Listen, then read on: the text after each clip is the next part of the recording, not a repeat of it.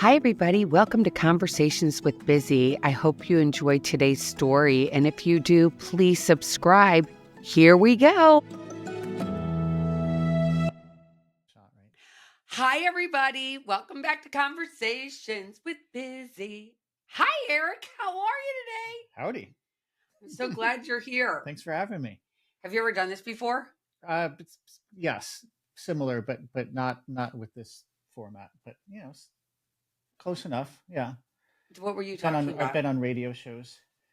In fact, one time I did a radio show with a friend of mine, but it was more geared towards music and kind of soundtrack of your life and music that kind of goes along with cool stuff you do in your life. Oh, I love that. Yeah, but I've done also like spiritual things and everything in the middle. And It's amazing. Yeah. Because we're the same age. Yeah. Pretty much. You graduated 1 year ahead of me in high school. Oh, no, wait, were you 85 or 86? 5. 85. So he was 2 years ahead of me in high school. But we listen to the same music. Mm-hmm. The Cure. Mm-hmm. I love The Cure. New Order. I've seen them a bunch of times. Yeah, it's kind of fun. I love them. Yeah. It's interesting because here we are in 2025, the beginning of the year. Mm-hmm. And my topic for this month has been letting go of what no longer serves you. And I love your photography. Thank you. I love your vision. Thank you. It's beautiful. Very kind. Yeah, and I even saw the pictures you did yesterday that were beautiful that somebody had posted on Facebook. Thank you. It's kind of cool that you have stuck with your passion. So you grew up in Watermill? Southampton, New York originally, but Eastern Long Island. Since I was young, since I was like 8, 9 years old. And your parents had horrendous divorce. I wasn't even horrendous. It was Fast and Furious, and I don't remember much of it. And they both met other people pretty quickly. So I was fortunate. I mean, I grew up with kind of like one was gone, and then I had a stepdad. Kind of come into my life without a lot of a gap. So, whatever you want to call that, I always had a mom and a dad figure in my life. That's really nice. Yeah. Yep. It was really nice. So what was it like growing up in the 80s for you? I loved it. I always think of, I didn't watch that 90210 program. Yeah. But I like growing up where I did it had to have been very similar to growing up in these affluent areas, but it wasn't, there was affluence, but there was a lot of, normal life as well. So in my high school graduating class, we had a little bit of everything. It was like a great mix. I mean, but it wasn't like growing up in, Southern Illinois or the Oklahoma Panhandle or Florida like it was different. It was upscale, but I just loved that I had friends from all walks of life and whose parents did everything from plumbers and electricians to real estate brokers, a couple of doctors, a couple of Wall Street people.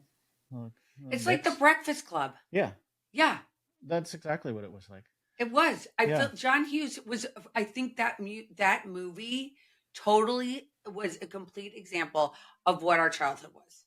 We had the jock. Yep. We had the total bad boy. Yep. Judd Nelson, who was out in the that's where I was hanging out a lot of time. I mean, I was hanging out a lot of the time in that smoking lounge, even though I knew the Molly Ringwald type, and who was it? The one that would take her hair and fluff it. Oh my gosh, that was Ali Sheedy. Ali Sheedy. I photographed her. You did? Mm-hmm. She seems cool. Still is. Yeah. Yeah. So remember that. So growing up, I feel like back then, I don't know because we both grew up in kind of this. I grew up in St. Louis, Missouri, but it was the same sort of Breakfast Club, right? It was the same. You had everybody. You had the person whose kid was the kid of the butcher, and then you had the person who owned the butcher shop, right? You had all of it. And there wasn't it didn't matter really when we were growing up how much money you had, who had money. It didn't really, nobody cared. No, I'll be honest, is that I learned early on that you would find out that if I was doing stuff with one of my closest friends who was like middle class, upper middle class, like Monday morning, kind of like some of the wealthier kids or well-off kids, you'd find out they were jealous that they weren't included in something. So it's not always what you think. Does that make sense? Completely. Yeah.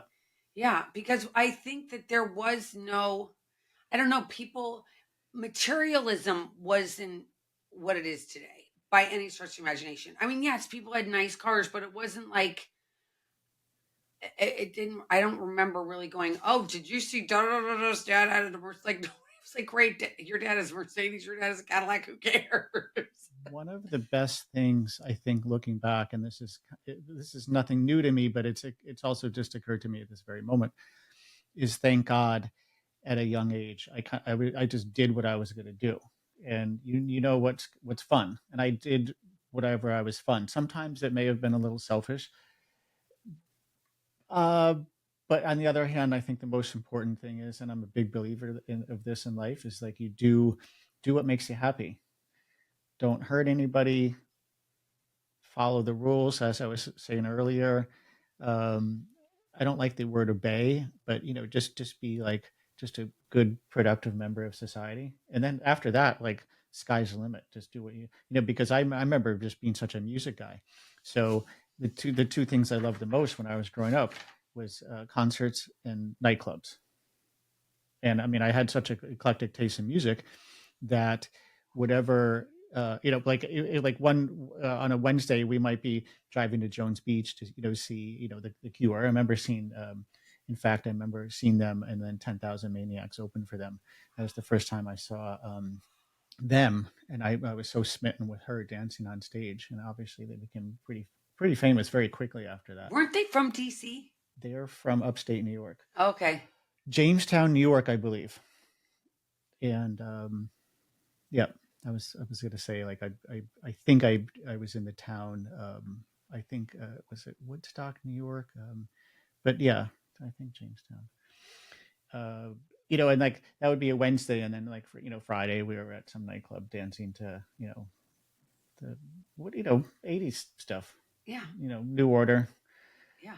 Dead or Alive, all that stuff. Erasure. Depeche Mode, all that stuff, and then mixing in like there was still like some of the disco stuff that was being played, and then it was like that mix, that cool middle ground between 80s and then new wave with a little like disco of that disco sound mixed in. But yeah, getting back to this idea of like just do what makes you happy, do just you know um so my mistake, it's not really a mistake, right? Because like we have our own paths, and everyone's journey, and there's probably a reason for everything. But I use the word mistake is that there is a tiny bit of regret. Is that I wish I was I let that go a little bit too far, like some of that hedonism, some of that like I'm going to do what I'm going to do. But the funny thing is, looking back at my life, it's there's no regrets because I did so much. Sometimes I wish I was a little bit more responsible, a little bit more like financially responsible. Um, but things always had a way of working out. It's so true. Like, I think back to when, I don't know if we were hedonistic as much as we, like, I don't remember our parents being like, I definitely did not have helicopter parents. Like, I don't think my parents half the time knew where I was or what I was doing and didn't really care. Not in a bad way. It just was what it was. They had their own lives. It was like, I'm going to send you to school and I'm going to buy you nice clothes or buy you whatever, but go on, and I'm going to hope that you're going to be respectful to all and to others, and respect others' wishes, and be respectful to your neighbor. You're not going to be rude to people. And it was a very, it might have been the last, I don't know, maybe what are we, generation? What are we? X. We're Generation X. So after that, maybe that was the last generation that didn't have such, because we didn't have social media. No, no, no. No, we were just talking about when Eric walked in, I said, I remember that in high school, I was 13. No, I was in middle school. I was 13. My dad had smoked Vantages. My mom had left, and I was in my family room, My dad had left a pack of Vantages. They were the white pack with the Vantage, like a bullseye on it. And I smoked my first cigarette and I was playing Atari. And it was like Going back to 80, 81. 81. And Yeah, it was 82. Yeah. and life has been such a sequence of it's just I just think life is so amazing and beautiful. And now sitting here at 56 and 57, you're at 57. Yeah. Yeah. And sitting here at this age and knowing that we've gone through so much and now here we are at 2025 and what you've let go of and what you've brought back into your life. If you were to be able to surmise any of that, what do you think you would say you would like you've left and what you're letting go of this year in 2025? That's a good question. I wish I could have like this brilliant, quick, well thought out, eloquent response to that. I just feel like, just off the top of my head, I just feel like I continue to work on myself. I continue to look at, what we call character defects. Is there anything plaguing me? Like, not necessarily, but it's, it's always little stuff. I'm a big fan of this concept and the word awareness is just having the awareness of something that is, just not serving your highest good. But it takes a while to get. I don't think you just wake up on a Monday morning and say like, oh, I have this awareness and this consciousness of like, it's like a list of all the things that you shouldn't be doing, and then you have a list next to it of all the things you should be doing. I think you have to get to that stage to even make a list like that. Because if you make a list of things that you shouldn't be doing, it's this foray into looking at yourself. How many people do that? I don't think many people do that because No, we don't like to look at ourselves. no. I mean, Well, for a long time, I mean, I didn't. And if you said like I was, I mean, when I was growing up, and my parents said, clean your room because you're messy, and this place is a pigsty. Your immediate reaction, because I always say like, oh, that's a shot across my bow. You're criticizing me. So instead of saying, oh, you're right, I need to do this, or oh, you guys keep a clean house, or you've been successful in your life, so I'm going to take advice from people who I admire and respect. Like, no, for so much of my life, obviously as a young person, but it has unfortunately trickled into later on in life, where you take things as criticism, and your reaction is totally different because it's all out of ego, and I always say the ego protects itself. So like the other day I was telling someone about why people, with this whole idea of cognitive dissonance and everything online, and God forbid someone says something directly or indirectly towards you online, and you watch people's reactions. People react with venom, and it's strictly because something's being triggered in them, right? Like you hear that word a lot, like trigger, right? Like it's something that it's literally a trigger. It's a catalyst, and something snaps in you. And think about how people react. You react with like anger, rage, because something in you doesn't like. And I always say it's like the ego. There's like this yucky part of us. We don't like anything mentioned that's about us, that deep down inside subconsciously, like we know we're either wrong, because when someone says, if you were to say to me like, oh, there's privet outside and like the leaves are green, I mean, it's a bad example because I agree with you. But if something that we may have disagreed upon, and it doesn't matter who's right or wrong, but like when there's no trigger, um, like I'm not going to react like a jerk, or a lunatic. You'd be like, okay, like if you said, oh, like this soda tastes like lemon and lime, and I was like, no, it kind of tastes like black cherry. Well, maybe it's mislabeled, and I knew it was black cherry. I'm not going to get angry with you, right? right. But like I feel like in life, if there's something, and there's a method to my madness, I'll try to like pull back to, um, it's hard to like get past that place. But once you can say, hey, so going back to these lists, because I think these lists are a great thing, right? So if we can say, hey, like there's a list of these things that don't serve our best interest, and it's, probably everyone has different lists. I'm starting to just figure out mine.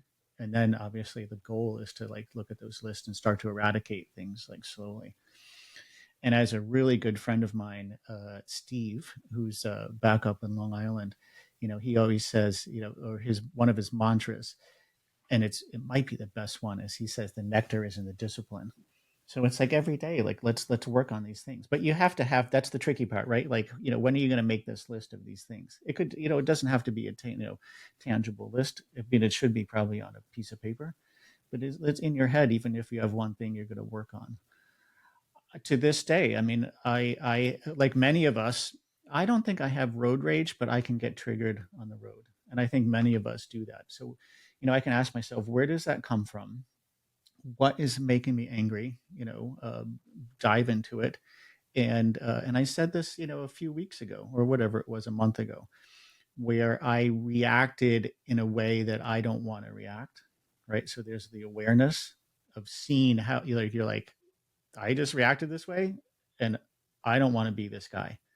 So what are you going to do about it? I mean, the trick is to like, people say breathe through it, pause, or pause and reflect.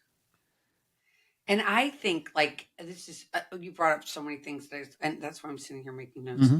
I don't want to forget anything, but so many things you said. For one, I was working with somebody recently, and I had set up a contract with this person, and I said to the person after 90 days, let's do a report card. Let me know what are your this is what I envisioned you doing.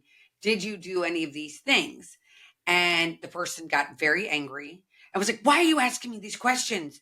And da da da da. And I understand she's younger than me, younger than we are. And I thought to myself, I get so much out of that today. I don't get triggered by that anymore. To me, I'm like, oh my gosh, I have to really take a look at, like, if I had that same question asked of me and it was my job to do something, like I have clients, right? So, and if I have a client and they're like, well, wait a minute, I expected you to get me to A, B, and C. And if I didn't do that, I would own up to it and say, oh my gosh, you're so right. What did I do? What didn't I give you that you were hoping to get? Let me solve that problem for you, because I believe, as the person that's working with you, that I'm, I mean, you're paying me, so I have to listen to you in a lovely and cognitive way with some humility, right? And there's that word humility that for so long I didn't understand. But it is truly looking at yourself and not being ashamed of it, knowing that none of us are perfect, right?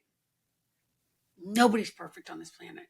We all, every single solitary one of us is fallible. And I've been hearing that so much on all the podcasts I listen to. And knowing that, and the ability to say, hey, I'm doing my best here. And and when we make these lists, you know, realizing that there is no boardroom in the sky really that's like watching us and saying this is right, this is wrong. It's our judgment, which also can come off skewed. You know what I mean? So our judgment can say, well, this is good and this is bad, but it actually isn't good and it isn't bad. It just is. Mm-hmm. And growing from that. And I think that as a society, it's become, we were able to, when we were again younger, we you could more people were rolling with things. It wasn't like people were getting had so much feelings about this thing or that thing. For instance, like your parents' dinner parties were with the Republicans and the Democrats, and nobody cared. It was like, okay, great, you're voting for Mondale, okay, Hmm. and you're voting for Ford, okay, whatever. I don't even know if they ran against each other, you guys, so don't even check me on history. Speaking of Gen X, there was a funny. It wasn't a Gen X movie because it was made much later. I feel like this was like an early 2000s movie, but I feel like it was a Gen X movie because of when it was set, because it was set in the mid to late 80s. Donnie Darko, and there's the great scene where towards the beginning, and they're all at the dinner table, and the daughter. I'm trying to think of her name, the actress's name. It's the brother, and they're both so amazing. It'll come to me in a second. I can't believe I can't think. But she's like, out of the blue, she's like, I'm voting for Dukakis. And the worst that it got was like, the dad was like, he's like, well, do you think Dukakis is going to provide for the country? And they had just like a normal conversation about it, and it never really got heated. and then that was it. Like it just moved on. Like, Right. and that kind of represented like the apex of what like politics was when we were like teenagers Yeah. I or don't know. in our 20s, and then it kind of progressively got more crazy and divided. And Why do you think that happened? um, I think when I remember when CNN, I mean, CNN was around for a long time, but CNN was like the first kind of, and correct me if I'm wrong here, like the mainstream 24-hour like cable news network. I mean, that's what it stands Right. for. And then I feel like it was around that time, like then you had MSNBC, and then you had Fox, like afterwards maybe, but don't hold me to that. So I feel like right away, like everything kind of started to, like, you had CNN, and I feel like at the time it was very kind of central. Like they did report the news, and like their claim to fame, for lack of a better, was the first Gulf War. We were all glued to it because they would show, they had General Schwarzkopf, General Colin Powell, like live, and and they would show what was going on, casualties, and so it was reporting on something that was going on. But over the years, as we know, it went from reporting to commentary, and Yeah. then everything got biased, and then they started to have news anchors, and whether or not they were told to have positions, or they have these real their personal things, that personal positions that they were bringing onto their platform, and then they're voicing their platform, so then they start to get followers that have the same, so that's where the division. And then as soon as social media came out, that was it. It was That's like, when everything went from this to then that. right. And it's And we all like to hang out with people that we only have things in common with. Imagine if I was like, oh, I'm wearing, peach or orange. Oh, you have a little bit of peach and orange on. yeah. Funny enough, we do. Yeah. Like, I'm only going to hang out with you. I don't want to hang out with anyone that's wearing like green or purple. Like, imagine that. I Like, know. And I wonder but if that's, that's kind of halfway where we're at in this it country. is. And so are we Not the dumbing world. down? Like, No. it's not dumbing down. We're just. I think it's conditioning. Yeah, it's because it's hard because if you think about it, I like to hear. I mean, I have one child that has a totally different point of view than I do, right? And she has her point of view and it's different than mine, but we all like talk about it. We listen to each other and we're still in a family. And I think I can learn when she says certain things. I can be like, oh, yeah, that makes sense. And this doesn't make sense. And why do you think this way? And I think that it's educating. It fills our brains when you have a conversation with somebody, when you're like, okay, really, you do feel like wokeism, it makes sense to you. Okay, why is that? And hearing their point of view, but we can't because it's just thrown in our face in such a decisive. It's like so. Just lost the word. Um, it's so hurtful the way people come at each other. It's just like it's not calm, it's not nice, it's not like, hey, you believe this, tell me why you believe that. No, no, I agree. I agree. Well, I mean, one good thing when you say that. So one of the things to try to, I always try to circle back to, like, points or topics, because I have a terrible habit sometimes. The people that know me, they laugh, because it's true. I become long winded. I can go off in these long tangents. I try to like bring it all back, and but I say, like, well, what can I learn from this? If just other some of the stuff that you said, um, yeah, I mean, try to be a better listener. Try to, like, shut up for a bit. Try to see someone else's point of view, and watch my reactions. I mean, that's one of the biggest one. I can be at the car, someone cuts me off, or like people that don't use their blinker. Like, my first reaction, as we most, maybe not all, maybe there's some saints out there that are perfect, probably not, but I will tell you, I'm, just another cog in the wheel, um, and I'm guilty as charged with some of this stuff. I get super aggravated, but I have the ability now to, look at my behavior and say, no, like, 'cause I can take myself outside of myself, and then I can see the guy in the car, or I can see the guy on the couch, see the guy in the restaurant who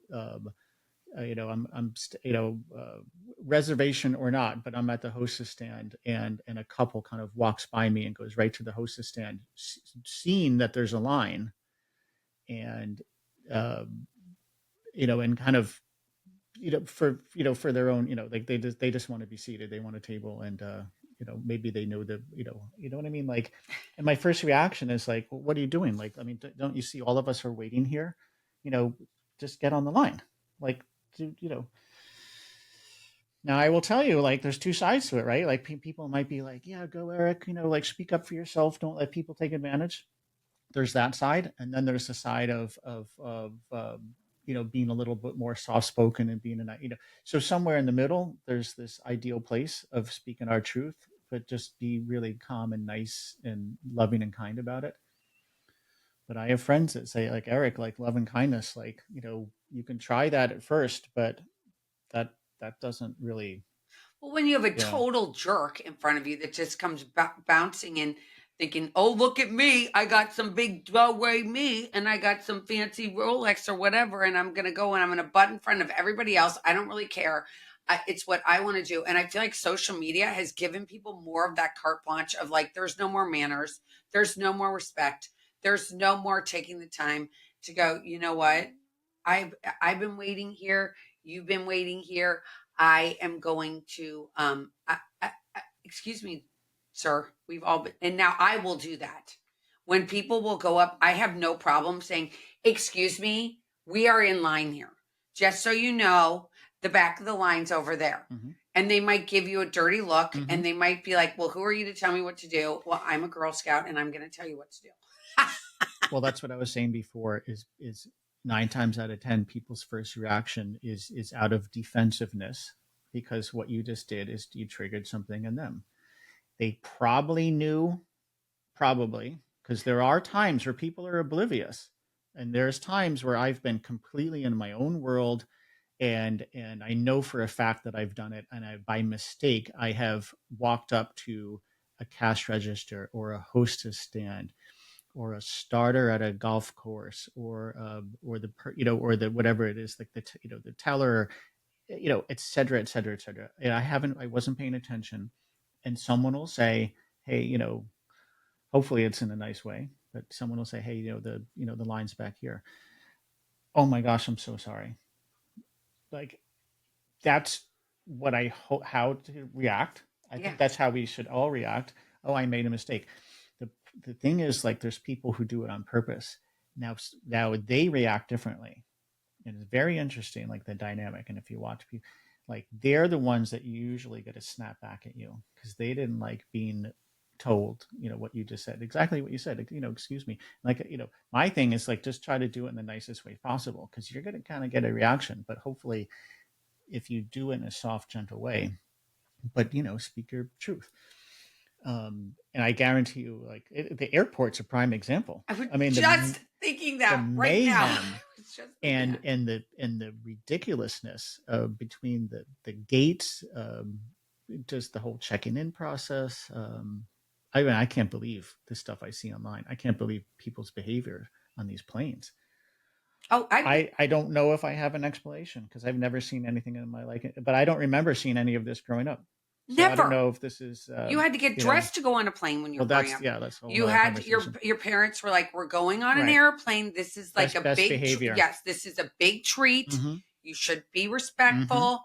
And now you go Mm-hmm. to the airport, half the people are dressed like they don't have a mirror. They live in a box. They have no idea that they've even showered or not. Mm-hmm. I was on a flight from, where was I coming? I was either from Atlanta to here, or it was from or it might have even been from where was I? Austin, Texas, and I was on a Southwest flight, and there was a husband and wife. The wife was pregnant, and the husband was they'd oversold the plane.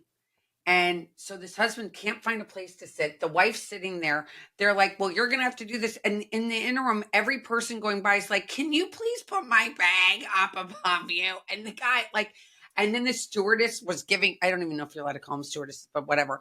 The stewardess was like giving him shit and stuff. And finally, he's like, I am done. You guys, where is my seat? I need to get back to Florida. And it was just the way that everybody talked to everybody was just absolutely insane and not appropriate. Well, I did do something, and I want to get your thoughts on this. I did go on, I think I went on Twitter, now known as X, and I said, Southwest, your stewardesses need to mellow out and be nicer to your actual customers, because going back to what I said originally, like we have to be nice to the people that are our customers, or they're not going to be repeat.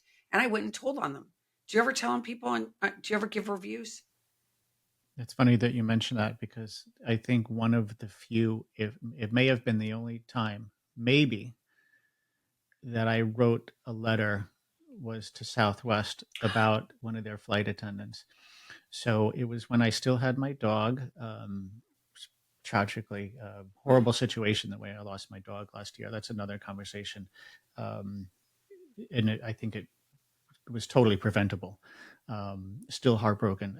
But I had him a little Chihuahua or Chihuahua mix. So he was able to go and I followed all the rules. He was in the appropriate sized, Bag. dog carrier that fit under the seat.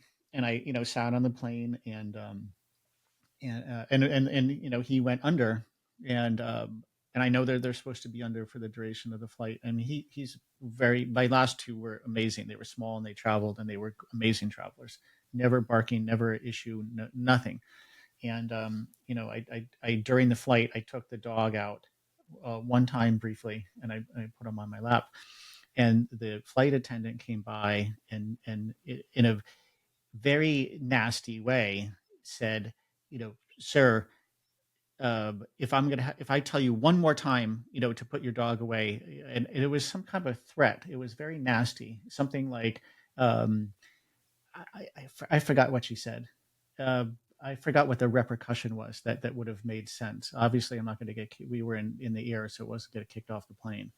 Um, or to take the dog. I don't know what she said, but it was nasty, and her tone of voice was nasty. Now, technically, I was in the wrong. I'm happy to admit that. I mean, I did immediately.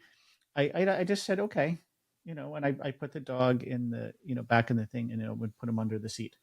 What irked me so much is that she was wrong. She said, "Oh, this is like the second or third time." She had never. I didn't have a conversation with this woman before. It's So just I just feel like there was a nicer way of going about it. She could have said, "Sir, please put your dog under the seat." Now, there's two sides to it. Like someone might be like, "You know what, dude, you were in the wrong. You're not supposed to have the dog out." I guess my thought is like I'm a respectful traveler. This is a tiny little thing, not affecting anybody, and literally the dog's this big, and it was on my lap, and we were staying right in our little section of our little seat. But again, all right, follow the rules.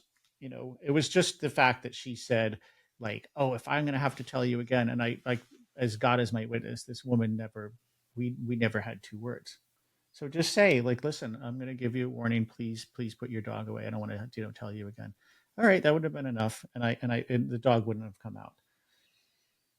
And I was hesitant, but I wrote a letter because I feel like she was very very nasty, and maybe that's half the problem. Maybe these flight attendants, there's, it's like what came first, the chicken or the egg? So what came first? Like, is it the flight attendants that are like being so nasty to these customers that are paying like anywhere? I mean, Southwest is not cheap. right. Like I mean, I usually pay like 300 to 500 for a round trip on Southwest.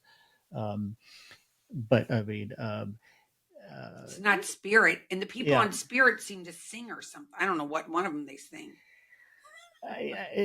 Anyway, I mean, the point is, anyway, same thing to circle back. My friend Steve or anyone else that I know, like kind of spiritual mentors in my life, they would say, like, well, look at your reaction. Did you react like a gentleman, or did you react like a jerk? That's the best I can do. But if people are treating passengers on these planes like little peons, and speaking to them nasty, that's something to look at. Or are all of us, are we prima donnas, and are we entitled on these planes, and are we talking down to them. You know, another one of my things in life is just treat everyone the same. Like treat the waitress at the restaurant the way you would treat the billionaire, and vice versa. No special treatment. If anything, I'm going to lean towards people that are doing. I'm trying to think of a way to put it. The equivalent of the working class, right? I mean, technically, that's what I am. I mean, my income is closer to that than any type of like super wealthy. And I've worked in restaurants, not just one, a bunch of them. So I get it. Like, why? I mean, I don't know. I don't get the whole idea of like talking down to these people like they're your slave or your servant. I know, That's when awful. It's did that just happen? That's again, when did this? And I think, especially when we were younger, like we didn't go to restaurants all the time when we were younger. Like we never I did. I I mean, I I, think we I went to wouldn't have been McDonald's. tolerated in No, be with my parents at no. all. No. I think we went to McDonald's with our friends. That was like the major going out. It was like for us, it was Steak and Shake. We had Steak and Shake in St. Louis, and we would go in the middle of the night after a big night of drinking. We go and I'd get a double steak burger, fries, and a chocolate shake. That was where we went out to dinner. It was not, and we treated everybody. If you didn't treat the people nicely at these restaurants, you would have been kicked out by the manager for sure. If you were not nice, it was like you have to treat our Well, staff it like gets nicely. around. I mean, some of the small, medium-sized town, even the city, certain neighborhoods, like people talk and I don't know. Now, I mean, now it's like we have social media and everyone's got their phones out recording things, and then but people will take sides. I mean, it's amazing if you read the comments on some of this bad behavior. There's people that are behind the bad guy All the time. all the time. Yeah. I've had so much hate mail. I can't even tell you. I've had people. I just had somebody that didn't like what my politics. It's okay. You don't have to like my politics. Doesn't like my politics. Take down all the podcast you did with me. And I was like, well, I did it as a favor. Asked you if you wanted to come on. You were one of my followers. I said, do you want to come on, tell your story? He came on. He didn't like my politics. Take it down. Was threatening me to get an attorney. And I was like, if that if this is what is getting you the most upset in our world today, it's kind of like lighten up. You mentioned something that you have a spiritual mentor in your life. I don't know many men that have a spiritual mentor, and I want to know, how did you go about it? What made you get one? Because I think it's so it's like badass, excuse my French for everybody's out there, because if you think about it, I have so many friends that want to meet my single friends. They're like, I want to meet a guy who's evolved. I want to meet a guy who's worked on himself. I want a guy that's got like this spiritual like component, because we're living in a world with so much darkness that we need to have some light. So what made you get a spiritual mentor? There's no simple answer to that. So this guy, his name's Steve, and he's basically a New Yorker, and which I am technically, even though I'm living down in South Florida now, and kind of a recent transplant, like so many of us. Um, I don't know. I don't remember the exact circumstances, but basically, I met this guy, and I technically I guess I met him through some other people, and I would listen to sometimes up in Sag Harbor, a bunch of us would get together for breakfast or coffee, and I would just start to listen to this guy, and I in time I would discover, either through things that he said or things that other people would say, not gossip, but just if I said, oh, you have black shoes on, like, let's not gossip like this, right? So he this gentleman used to have a totally different life, and he was he was a high profile attorney in New York, and and he was, speaking of badass, I mean, I guess that's what you would call him. Uh, and I'm trying to think of how to say it, the right way. Kind of lived dangerously. I mean, I don't know how to, kind of He was on the edge. on the edge. Maybe some bad decisions. I mean, nothing illegal that I'm aware of, but very maybe debaucherous. Kind of out of a movie, like maybe like like Mad Men, or I mean, it's probably such a huge list of these Like characters. Judd Nelson. He's a Judd Nelson. but looked better, was dressed better than a drug Yeah, assassin yeah. I mean, if in let's Breakfast think Club. about it. Between the two of us, we can think of like these white collar Yeah, guys that they're not bad guys. They're maybe they're the they're wild. protagonist. Yeah. Oh, Gordon Gecko. Yeah. Okay. Perfect example. Like now technically he was. I wouldn't say he was the protagonist in Wall Street.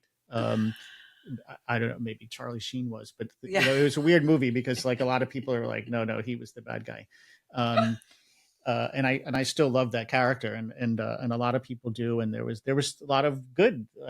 I don't know. I mean, I think he was kind of a cool guy. Yeah, yeah. At the end, very greedy and but anyway, I don't want to say something I'm going to regret because someone, like you said, like Right. you're going to get a letter saying like, oh, you guys are idolizing this Gordon Gecko character. I mean, like that's the problem with the country. Like these venture capitalists and these what are they? There's another word that they call them. These guys that come in and corporate raiders Yes. I that mean, for come in and me, like, I but mean, a lot of these guys are like POS, like horrible, right. horrible human beings. No doubt about it.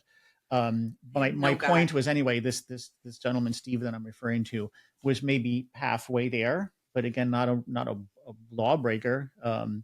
But he's over time. Maybe he recognized things about him he wanted to change. Maybe he had a moment of clarity. Maybe he wanted to make some life changes. And I started to get to know him. We hung out, and he was already ahead of me in a lot of this stuff. And I would say, hey, what do you think about grabbing some coffee? I wouldn't mind like picking your brain about some of this stuff. And then we would have these long conversations. But he, and then I mean, I was already doing yoga. Um, I had when I met him, I already had like a pretty steady yoga practice, so I had been exposed to all of that. And then he got into it, not so much because of me. He had known a couple other people, but he was fresh to it.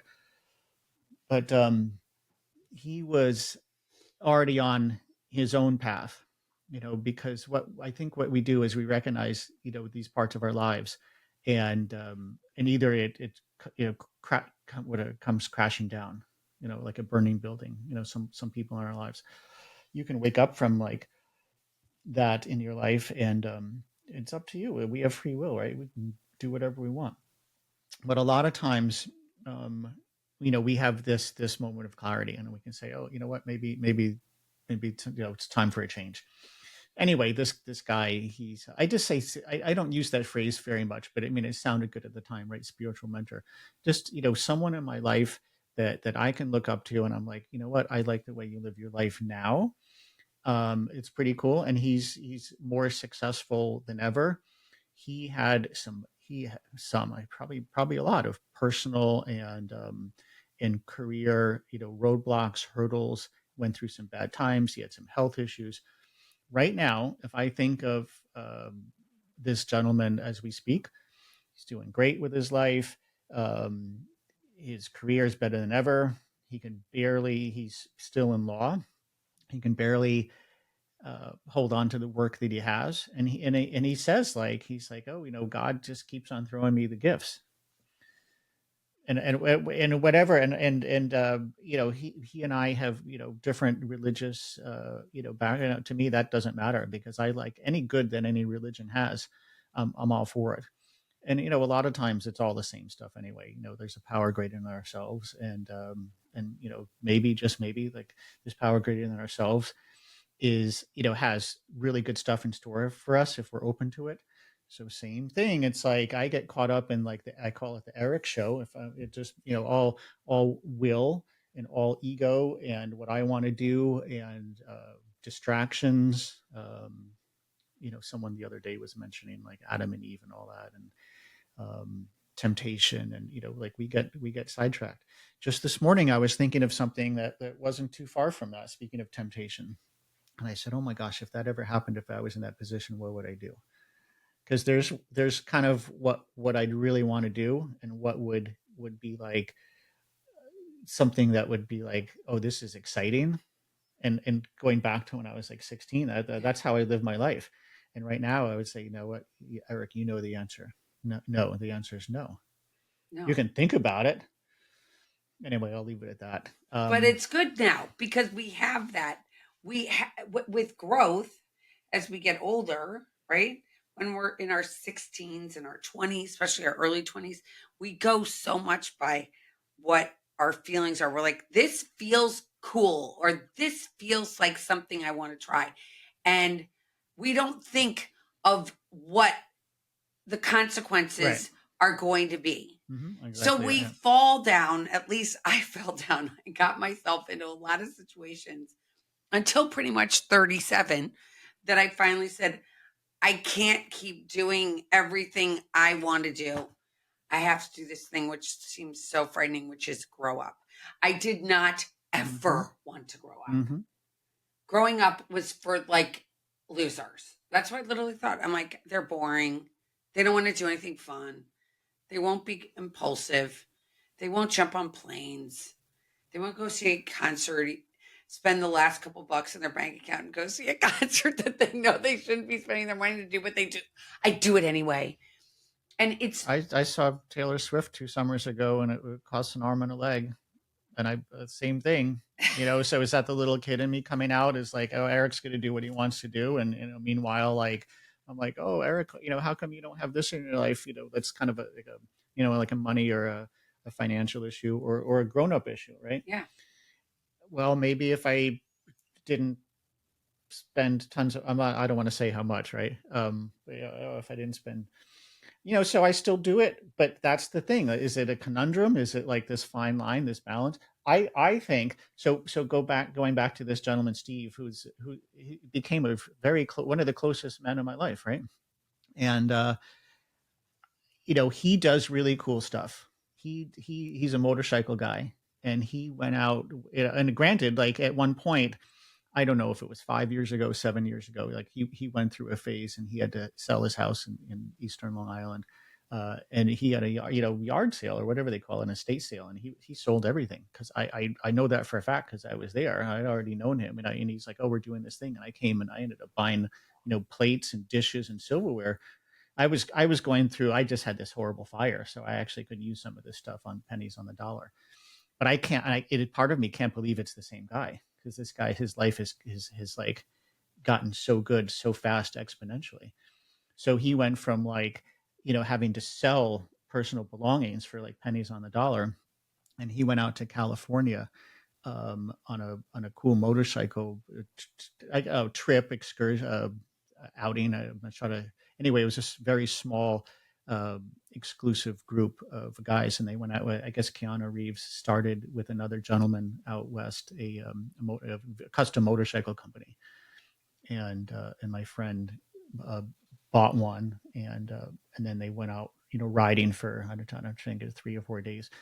So my point with this, and it doesn't matter, like, you know, I'm not. It's not about that. He could have bought a yacht. He could have gone scuba diving. He could have climbed Mount Everest.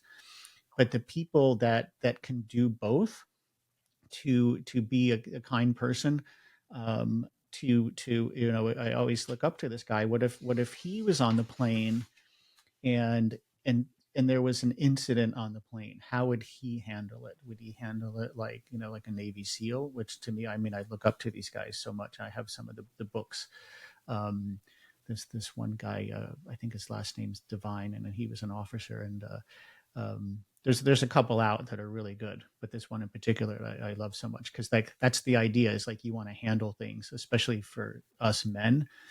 There's a point where I want to be as a man, as a gentleman, to be assertive and to kind of be a master and have awareness, to have functionality, to be a provider, to be of service to both myself and everyone around me, and to be a good person, but not be a pushover and not be a wimp, and have a voice and speak my truth.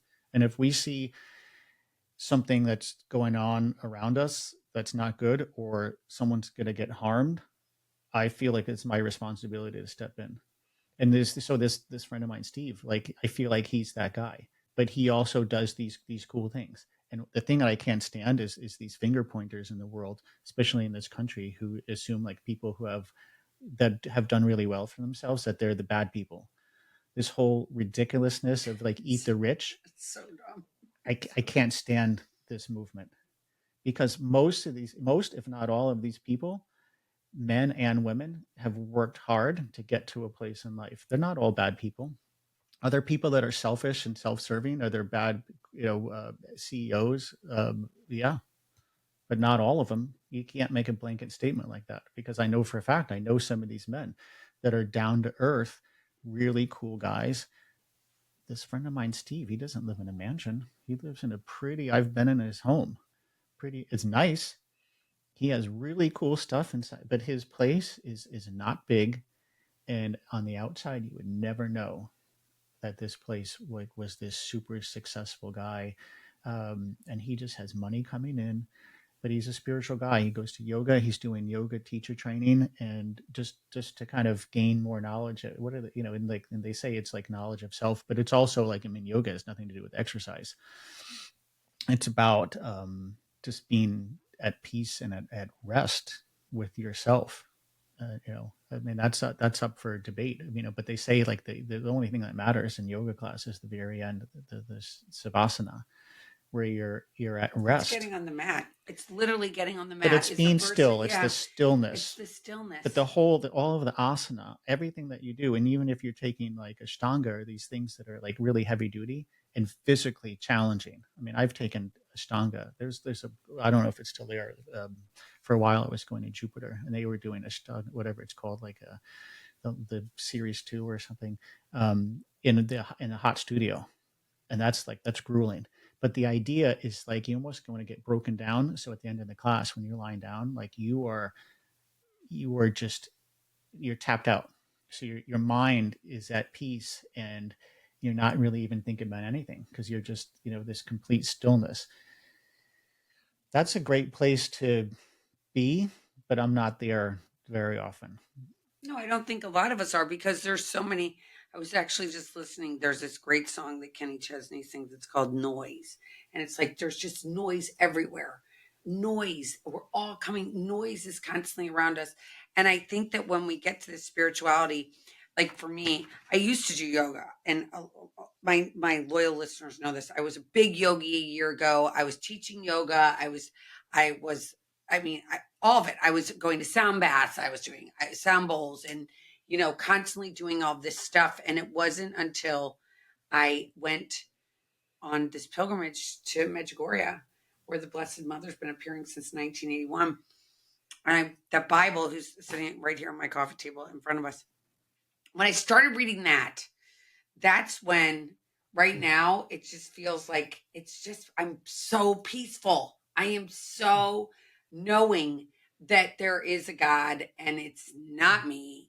And if I can just be the best loving person that I could ever be, that's all I want to be. Like, and I can't, as earlier when we were like kind of judging things and saying, it's hard when we judge others, at least for me at this point, it just doesn't feel good. It doesn't feel good to judge somebody else. I don't know what it's like when in traffic, especially here on 95 in South Florida. I mean, it's like there's more accidents from Palm Beach to Miami than anywhere else on 95, all the way up to Maine. You know, I mean, I've driven from Pennsylvania, New York, down to here. The most accidents happen here, and I sit here and I watch these people, and now I kind of just watch. Like I sit there in the lane that I'm going to be in, and I say, okay, I'm going to stay in this lane, and I'm just going to watch and see what happens. And if somebody comes up at 800 miles an hour, which you can see from behind, right? You know they're coming like a bat out of hell. I'm like, okay, I just need to get over. You have more of an, you obviously are rushing wherever you need to go. That's my thought. Yeah, go ahead. Go ahead. Yep. And that is where, so peace this year, back to my big question. Mm-hmm. This year, if there was one thing that you wanted to change or you wanted to let go of, this one thing this year, I'll tell you mine. I want to get to this place. I'm going to tell you just what I had heard. I had somebody on my show. It's actually not dropping until next week, but this guy's a social media guy. And he was talking about how social media, like if you take social media, an electronic device away from a kid, and you go to restaurants today and every kid's got an iPad. We never had iPad. We didn't have phone. But you take it away from a kid for one day, they start to get upset. they cry, they like start to sweat, they Mm-hmm. like all these things happen to them, which to me sounds like you're coming off of heroin. But Mm-hmm. you know, and Well, I'm pretty sure it fires the same places in the brain it does. So because they're yeah, dopamine receptors and and going one day a week without like just not even looking, one day a week, and then getting up to like maybe 2 days a week, and then going an entire week without even looking and going, because I don't even think it, what does it do for us really? good point. I mean, I use it for my business, but who am I kidding? Because I could be on there for 30 minutes a day and do what I need to do, and then it's not so much putting yes, it's, don't get me wrong, it's about putting the phone down, but the big one is and clicking on the app, like there's I'm guilty of doing it from one to another. Thank God I'm not on TikTok, but between Instagram and Facebook, I agree that that's a good goal to have, because a lot of times I'm just scrolling, like, oh, this one's doing this one, and there's friends on there, and then just like everyone else, I follow people I don't know who. I don't really follow too many celebrities, but some musicians. There's just some good stuff out there. There's people I follow that are posting like super cool videos. A lot of whom I haven't seen, from the '70s. I forgot the names of these accounts, but there's some really great ones. But I can put these things on a pedestal all I want and sing the praises of these great Instagram accounts. But what I'm doing is like, yeah, it's kind of a waste of time. I could be, better off meditating, better off working on my website or working on something that's going to further my career. Like, I feel like I'm a great writer. I've been postponing like these writing projects. So I mean, I agree. Like, putting the electronics down was that's a good goal for 2025. Isn't it? It's Yeah, like so, agree. it's so nice because there's so much to do. And so, lastly, I want to just talk about your photography Great. because it's absolutely Thank beautiful. you so much. And what did you take pictures when you were in high school? Like how did, because I remember we had dark rooms. Remember when we had dark I had a rooms? dark room. Yeah. Yeah, in college I Hmm. would go to the dark room in the like Yeah, literally I in the did all wee that. hours. Hmm.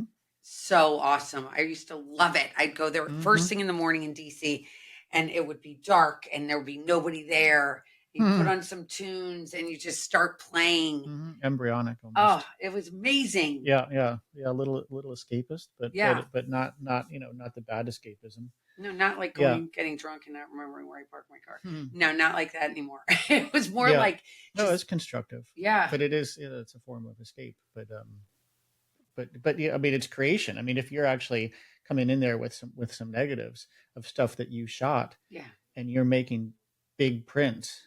Uh, uh, Multiple people have said it over the years, but I do remember the first time that I heard it said, uh, and it's perfect. It says everything that you need to say. But anyway, whether it was my college teacher, professor up in Rhode Island, but he's like, yeah, it's like Christmas morning. Yeah. When you see that image come up, I miss that a little bit. I mean, I would never go back to like all those chemicals. So I love everything that's digital, but the same thing, you're just bypassing like the tray full of the liquid and the paper and all that, because now you take the shot and you can play with it. And I use Photoshop and Lightroom, but That's so yeah, cool. And you've been taking pictures for how many years I mean, now? most of my life. This goes way, way back, so you forget how long it goes. But I don't know if you asked me that, how I got into it. Yeah, how'd you get Yeah, into it? so Yeah. it's an easy answer, but there's a couple of elements. But I'll quickly share. Some one of which was like I grew up with a mom, and my mom was a amateur, and I always say like as about as amateur you can get, like, but she never went professional with it. But like she was serious amateur. So when we lived in Manhattan, which I barely remember because I was so young, so she had a dark room in a walk-in Wow. closet. Yeah. So that's how much she was into it, and she had the old Nikon cameras, like the F and the Yeah. F2, Yeah. and I remember when I was growing up that whenever we went on trips, so for instance, we went to Disney World, when I was young, young meaning like 10, 11, 12 years old, and I always remember her being at, Magic Kingdom, and Epcot Center, and she had this huge, back then, like it was like this big camera. It wasn't like the little point and shoot that took the little black Yeah, cartridges. yeah. These were the big, and she would, And and you I could remember, change the lenses, oh and she'd yeah, have to well, make it was, sure all the yeah, speeds were right. Yeah. it was super cool, and she just took, so I grew up with that, and I love the word osmosis. I use it all the time. So this concept of, if you're around something long enough, like it's going to rub off on you. It can go either way. And that could almost be another podcast for you, right? It's like this idea of osmosis. Like, if you're around, there's that great phrase, I'm sure you've heard it. Like, if you spend enough time in a barber shop, you're going to You're get gonna get your a haircut. haircut. Yeah. So, but anyway, this is the good thing is I was around photography. I was around cameras, and then I slowly got into it. um, I also, so my mom used to subscribe to Women's Wear Daily, and that became W Magazine. But back when it was Women's Wear Daily, it wasn't a perfect bound magazine. It came like almost in newspaper form, almost like the New York Times Hmm. is. And when she was done with those, or they'd be laying around on a table or coffee table, I would go through, and like from the time I was like 9 or 10, I was always enamored with the beautiful photography of these beautiful women wearing these beautiful clothes. And I would take these, you would able to unfold them in some of the ads and the editorials. Like if you unfolded it twice, like you had these almost like little posters. And by the time I was like 14, 15, like my walls in my bedroom were covered with all these Guess ads and Dior and Armani ads. So I just loved fashion photography, and I loved these amazing fashion photographers. Obviously, I mean, going back to like, I mean, I love like, Irving Penn and Avedon and Scavullo and Helmut Newton and all these masters. I mean, these guys go back to the 50s and 60s, but Yeah. like mostly, by the time the 80s were, and then you had these other guys that were just getting started, like DeMarcio and Testino and all these guys. And I adored them all. But great photography of for the most part, of beautiful women. All the models in these great places, even the Sports SI illustrated swimsuit issues. Amazing stuff. When these beautiful women wearing beautiful things in these incredible backdrops with great lighting, and then accessorize a little bit, and then you have these beautiful images. But I always thought that was great, and I'm like, well, how do I do that? I didn't ever thought I was going to become a photographer, but I remember, and then I had a girlfriend in high school, Annette, and there was a time where my mom let me borrow one of her, like the Nikon F2, and I got some Kodak Tri-X film, and Annette and I went out, and we like would take pictures of ourselves. Um, and I remember getting that film back in the contact sheet, and they came out great. And I realized I love doing that. I love the concept of going out with a friend, taking photos of somebody in landscapes with black and white, Tri-X film. And when I saw the results, I was like, this is really cool. And I also was able to say, oh, if I only did this. And that's the magic, is the if part. As a creative, you could be a painter, a sculptor, whatever, but as a photographer, that, thank God I got that concept, because I still do it today.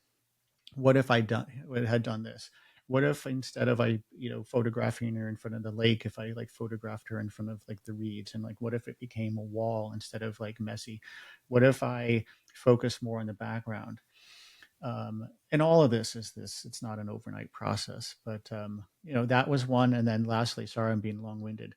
I was in a nightclub with two friends of mine in Southampton, and we were 17. Conscience Point Inn was a pretty popular place at the time.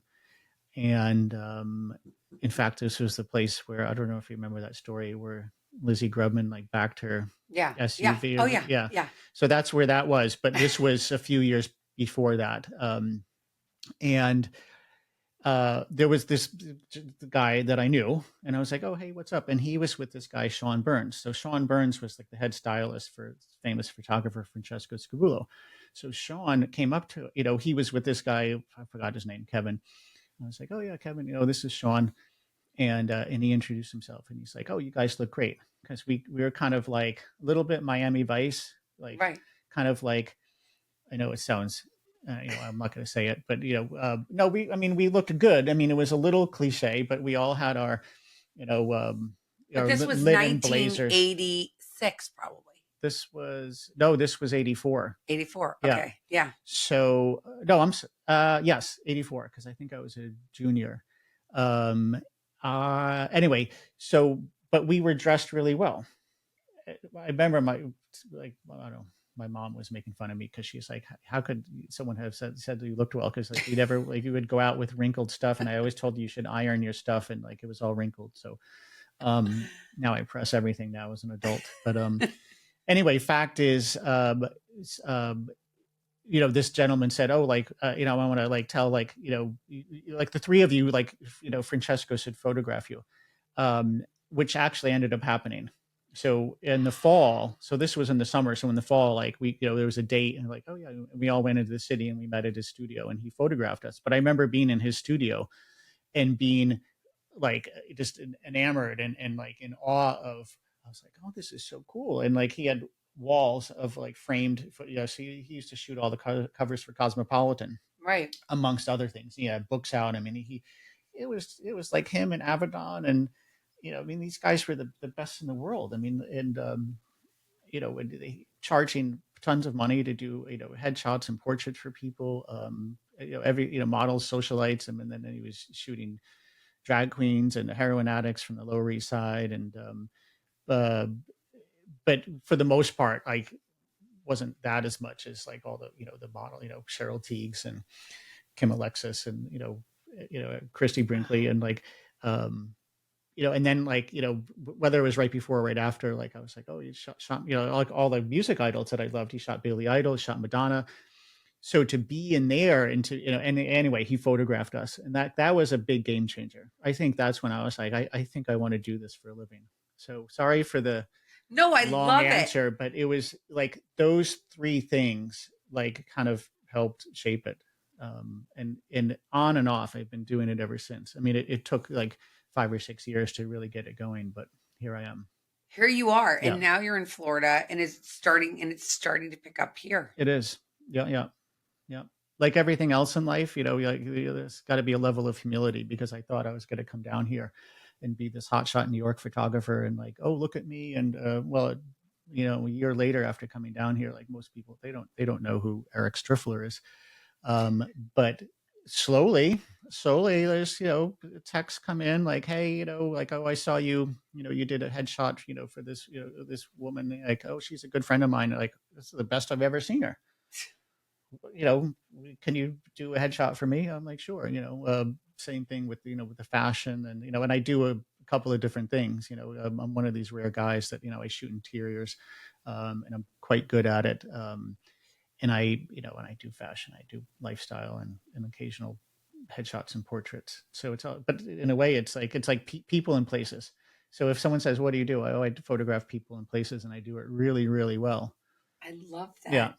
I love that you're so open and so creative, and you have no idea when it's going to be like Steve, and God's just going to be throwing you gifts every day. Oh, I feel so it's interesting. I'm glad that you mentioned that, because I feel like the gifts have been coming all of our lives. It's whether or not we're open to it. Yeah, Yeah, yeah. And there's a lot of like, I love Joe Dispenza, and I love there's so many. I mean, he's one of my favorites, and he's more popular than ever, like respectfully so.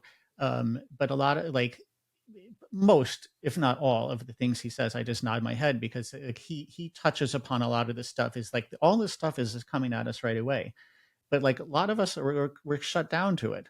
I can't explain that, at least not like now, how that all works about being open and the synchronicity, and like being in the flow. We hear that all the time, but at least I can start off and say, like, each morning, whether you want to call it an official prayer, or just saying like, hey, dear universe, like, just let me be in the flow, because that's kind of saying like I'm open to it. Like, put me in the right place at the right time, and then like I will try to follow up the best I can, since you're already doing all this stuff for me. I love that. That's amazing. You guys, this was awesome. I'm gonna have a link so you can go see all of Eric's work here in the description. So just go and click the link. You can go to his website, see all of his beautiful, beautiful photographs. And if you need anybody to shoot for you, reach out to him. You're gonna come back again. Thank you so much. Thank you so much for having me. It's been awesome. Yeah. Okay, everybody, remember, please subscribe to my show. And I'll be back on Wednesday. So this is dropping on Monday, and we'll have us out on Wednesday. And until next time, reach out to me at elizabeth@elizabethchance.com. And just know you are not alone, my friends. You are not alone. Take care. I'm going to have to edit this because it's not turning off. I'll just edit the end. I'm moving Is it still rolling? There we go. It is. Okay, you're gonna slice it. I'll slice it. Thanks for listening to Conversations with Bizzy. I hope you enjoyed today's show. If you did, if you could subscribe, that would mean the world to me. And follow me on all social media. And you can also get my newsletter every Friday morning into your inbox. Just go to elizabethchance.com and subscribe. Take care.